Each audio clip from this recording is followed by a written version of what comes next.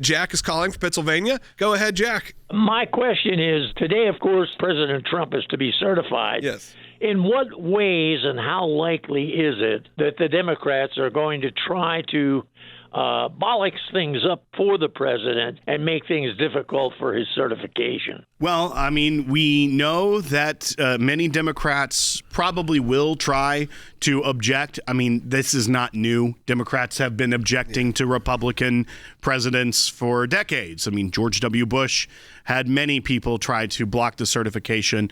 That's a bit of a show. It's only insurrection when it was people on the right doing it. But yes, I assume there will be especially far-left members of Congress today that try to block the certification. It begins, they gavel in about 22 minutes from now, right after this show ends live. And so we'll be keeping an eye on it. There's that famous clip from Jamie Raskin before the announcement of the Supreme Court decision where he said it's up to us, it's up to Congress to block this.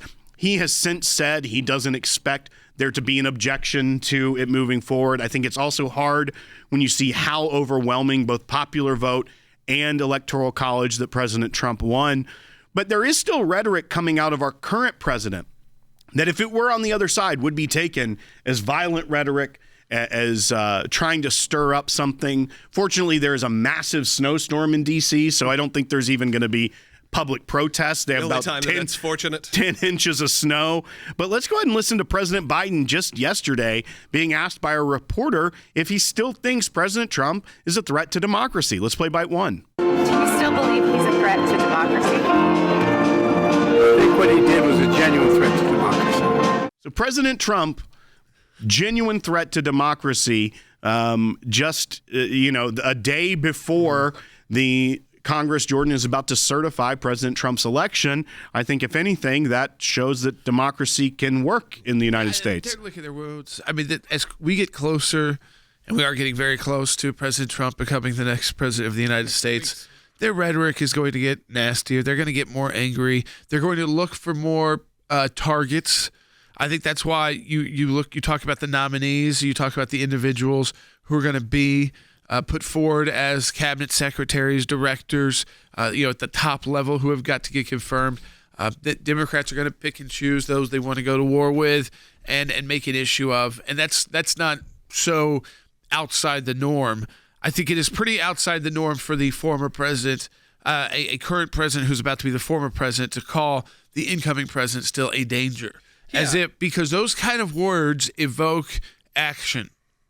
Like something has to still be done to prevent a dangerous person from being president of the United States. And I believe that kind of rhetoric is not what we need after we've seen this president who has been shot at, as we know, twice, 2 attempted assassinations that we know of, one that actually he was shot. We know about the issues. We've seen some of the chaos and just recently. We see the attacks in New Orleans. I want a president going in who's focused 100% on making sure that we're safe in our own country, that our allies respect us, our enemies fear us, and then has the team in place to start getting the policies done. And that we, on the outside, can look at some of these issues and fight back and push back. But as President Trump has said, and even his attorneys have said, he should not have to be thinking about sentencing on the Friday, January 10th, when he's preparing right now to become commander-in-chief. I think safety is that number one. I think it's moved even above the economy for a lot of people because you've seen these terrorist attacks happen. You've seen all this. We feel unsafe. It feels out of control. So if President Trump wants to win over the country once again, which he did in the Electoral College and in the popular vote, but if he wants to win over everyone else, I believe he can do that it's not simply, but by making us feel like a safe country once again. And look, this comes after we didn't even done a show since Mike Johnson was confirmed. It was about to happen as we were going off the air on Friday, and we saw him in the first ballot take it. Yes, that's unusual. I mean, so in the first ballot, he was able to put through, there were three holdouts. He needed 2 to move. 2 did move, and that was it. I mean, I think that was a good showing for what the Republican House is going to be able to do. I think the Republican Senate is pretty unified as well. And so you get President Trump in, and listen, you've got people talk about a lot about the first 100 days, but it's the first 2 years before all of the House has to go up for re-election and a third of the U.S. Senate has to go up for re-election. So they're not in Washington as much, and they have to start taking more. They have to think about their votes in a more political nature because they're being watched and tracked by their own constituents. Not that they aren't always, but they're going to be the ones in the news because they're up for re-election. That for the House members, that's all of them. For the Senate, though, that's a third. So you take this time right now. People talk about that first 100 days. Don't get bogged down with a Jim Comey. Don't get bogged down with investigations.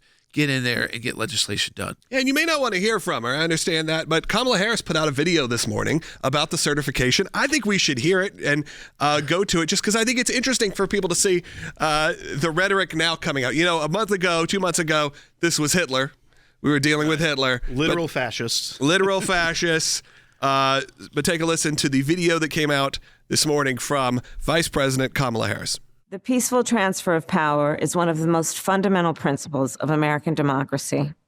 As much as any other principle, it is what distinguishes our system of government from monarchy or tyranny. Today at the United States Capitol, I will perform my constitutional duty as Vice President of the United States to certify the results of the 2024 election. This duty is a sacred obligation, one I will uphold, guided by love of country, loyalty to our Constitution, and my unwavering faith in the American people. As we have seen, our democracy can be fragile, and it is up to then each one of us to stand up for our most cherished principles and to make sure that in America, our government always remains of the people, by the people, and for the people. May God bless you, and may God bless the United States of America. So that's a statement that came out this morning here on January 6th, the day that the election will be certified. It has to be certified, and I believe it's only the second time in recent history where the person who lost has to certify the election. So I believe it happened to Al Gore. Al Gore had to do that, yeah. Al Gore had to do it. So interesting. Yeah, that's right, because he was Mike Pence was not the presidential candidate. No. When he did his vice presidential candidate. Yeah. So that's interesting to point that out. I do think, again, it makes their rhetoric hollow, which I think most people knew. I think a lot of it was driving violence against President Trump and also to see if they could build some, new grassroots movement that they were really lacking in that election. But the truth is, if you really believed it was a fascist and a Nazi, you wouldn't be making these statements. Not only would you not be making these statements today, you'd say, go if someone else do it today. I'm out.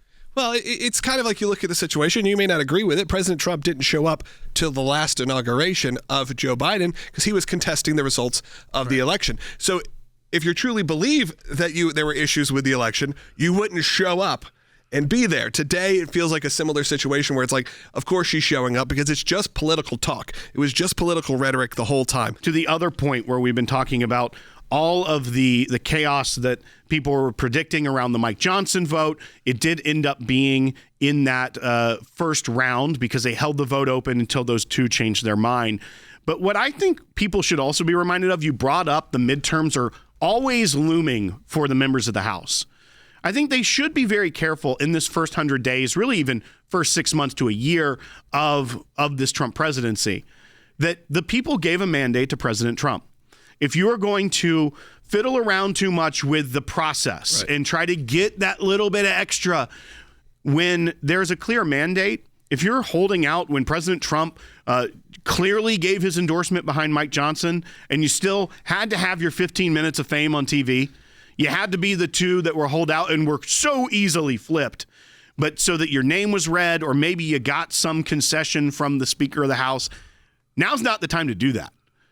Remember, your election is coming up. You're going to start campaigning. I mean, you're already starting to raise funds for your midterm election if you're in the House. And don't think that people will not remember that you were the person that held up the America First agenda if you're a Republican. If you start trying to get cute and play with the rules and try to get a little bit something extra or get your name on TV, that's not going to help you when it comes to your constituents that probably, especially if you're a Republican, just overwhelmingly sent President Trump back to the White House. And some of these conservative members of Congress had a much tougher job getting back into the House than President Trump did getting back into the White House. So remember that when you're trying to decide what to do here coming up.